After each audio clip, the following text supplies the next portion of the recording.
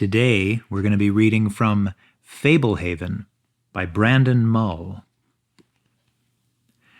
Chapter 1. A Mandatory Vacation. Kendra stared out the side window of the SUV, watching foliage blur past. When the flurry of motion became too much, she looked up ahead and fixed her gaze on a particular tree, following it as it slowly approached, streaked past, and then gradually receded behind her. Was life like that? You could look ahead to the future or back at the past, but the present moved too quickly to absorb. Maybe sometimes. Not today. Today they were driving along an endless two-lane highway through the forested hills of Connecticut. "Why didn't you tell us Grandpa Sorensen lived in India?" Seth complained. Her brother was 11 and heading into the 6th grade. He had grown weary of his handheld video game, evidence that they were on a truly epic drive. Mom twisted to face the back seat. "It won't be much longer. Enjoy the scenery." "I'm hungry," Seth said. Mom started rummaging through a grocery bag full of snack food. "Peanut butter and crackers?" Seth reached forward for the crackers. Dad, driving, asked for some almond roca. Last Christmas he decided that almond roca was his favorite candy and that he should have some on hand all year long. Nearly 6 months later, he was still honoring his resolution. "Do you want anything, Kendra?" "I'm fine." Kendra returned her attention to the frantic parade of trees. Her parents were leaving on a 17-day Scandinavian cruise with all the aunts and uncles on her mother's side. They were all going for free. Not because they'd won a contest. They were going on a cruise because Kendra's grandparents had asphyxiated. Grandma and Grandpa Larson had been visiting relatives in South Carolina. Their relatives lived in a trailer.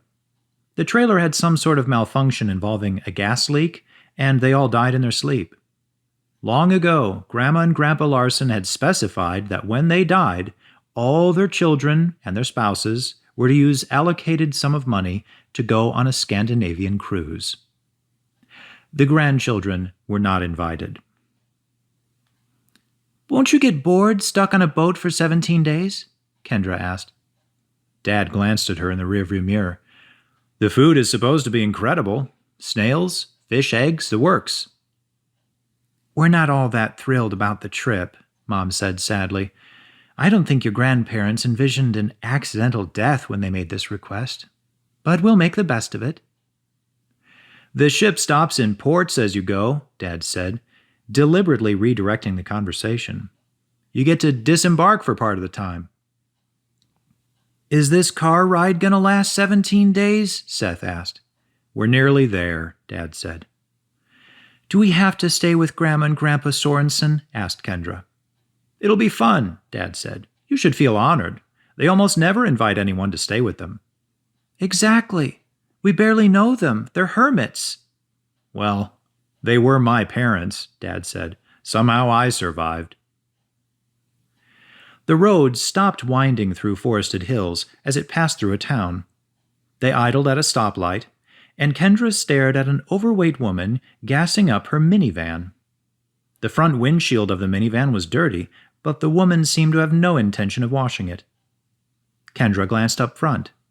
The windshield of the SUV was filthy, smeared with dead bugs, even though Dad had squeegeed it when they last stopped to refuel. They'd driven all the way from Rochester today.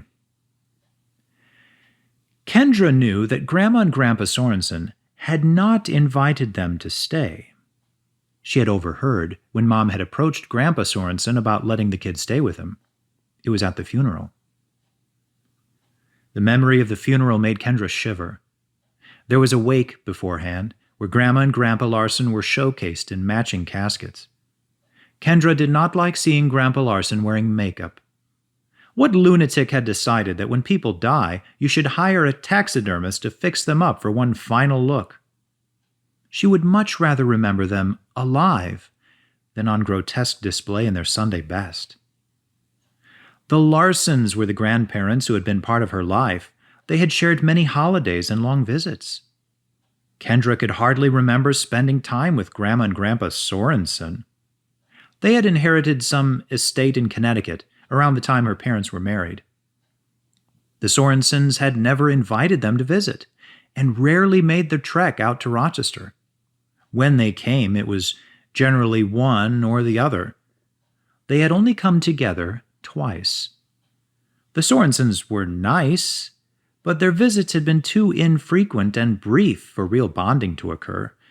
Kendra knew that Grandma had taught history at some college, and that Grandpa had traveled a lot, running a small importing business. That was about it. Everyone was surprised when Grandpa Sorensen showed up at the funeral. It had been more than 18 months since either of the Sorensens had visited. He had apologized that his wife could not attend because she was feeling ill. There always seemed to be some excuse. Sometimes Kendra wondered if they were secretly divorced. Toward the end of the wake, Kendra overheard Mom cajoling Grandpa Sorensen to watch the kids. They were in a hallway around a corner from the viewing area. Kendra heard them talking before she reached the corner and paused to eavesdrop. "Why can't they stay with Marcy?" "Normally they would, but Marcy's coming on the cruise." Kendra peeked around the corner. Grandpa Sorensen was wearing a brown jacket with patches on the elbows and a bow tie. "Where are Marcy's kids going?" "To her in-laws." "What about a babysitter?" 2.5 weeks is a long time for a sitter. I remembered you'd mentioned having them over sometime." "Yes, I recall. Does it have to be late June? Why not July?" "The cruise is on a time frame. What's the difference?" "Things get extra busy around then. I don't know, Kate. I'm out of practice with children." "Stan, I don't want to go on this cruise. It was important to my parents, so we're going. I don't mean to twist your arm." Mom sounded on the verge of tears. Grandpa Sorensen sighed. "I suppose we could find a place to lock them up." Kendra moved away from the hall at that point. She had quietly worried about staying with Grandpa Sorensen ever since. Having left the town behind, the SUV climbed a steep grade. Then the road curved around a lake and got lost among low forested hills. Every so often they passed a mailbox. Sometimes a house was visible through the trees. Sometimes there was only a long driveway. They turned onto a narrower road and kept driving. Kendra leaned forward and checked the gas gauge. "Dad, you're under 1/4 of a tank," she said. "We're almost there. We'll fill up after we drop you kids off." "Can't we come on the cruise?" Seth asked. "We could hide in the lifeboats. You could sneak us food." "You kids will have much more fun with Grandma and Grandpa Sorensen," Mom said. "Just you wait. Give it a chance." "Here we are," Dad said. They pulled off the road onto a gravel driveway. Kendra could see no sign of a house, only the driveway angling out of sight into the trees. Tires crunching over the gravel, they passed several signs advertising that they were on private property. Other signs warded off trespassers. They came to a low metal gate that hung open but could be shut to prevent access. "This is the longest driveway in the world," Seth complained. The farther they advanced, the less conventional the signs became. Private property and no trespassing gave way to beware of 12 gauge and trespassers will be persecuted. "These signs are funny," Seth said. "More like creepy," Kendra muttered. Rounding another bend, the driveway reached a tall wrought iron fence topped with fleur-de-lis. The double gate stood open. The fence extended off into the trees as far as Kendra could see in either direction. Near the fence stood a final sign. "Certain death awaits." "Is Grandpa Sorensen paranoid?" Kendra asked. "The signs are a joke," Dad said. "He inherited this land. I'm sure the fence came with it." After they passed through the gate, there was still no house in sight, just more trees and shrubs. They drove across a small bridge spanning a creek and climbed a shallow slope. There the trees ended abruptly, bringing the house into view across a vast front lawn.